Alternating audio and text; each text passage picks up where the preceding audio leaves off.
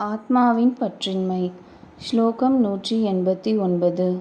பிராணன்களிடை எவன் இந்த விஞ்ஞானமயனாயிருக்கின்றானோ இவனே புத்திஸ்தானமாகிய ஹிருதயத்தில் ஜோதிஸ்வரூபமாக ஒளிர்கிறான். கூட்டஸ்தனாகிய ஆத்மாவாயிருந்தும் உபாதியில் நிலை பெற்றதால் செயல் புரிபவனாகவும் அனுபவிப்பவனாகவும் ஆகிறான். ஸ்லோகம் 190. பொய்யாத்ம வடிவான புத்தியுடன் ஒன்றுபட்டு போன தோஷத்தினாலேயே தான் அளவுக்குட்பட்ட அற்புதத் தன்மையை அடைந்து அனைத்திற்கும் ஆத்மாவாயிருந்த போதிலும் தன்னை தன்னிலும் வேறானதாகக் காண்கிறான். மண்ணினின்றும் மண் குடங்களை வேறானதாய்ப் பார்ப்பது போல. இங்கு விஞ்ஞானமய கோஷத்தைக் குறிக்கும் புத்தி என்னும் பதம். ஸ்லோகம் 191.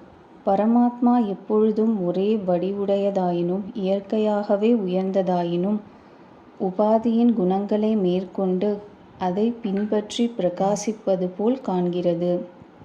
மாறுபாடற்ற அக்னிதான் பற்றிக்கொண்ட இரும்பினுடைய வடிவங்களை ஏற்குமா போல்.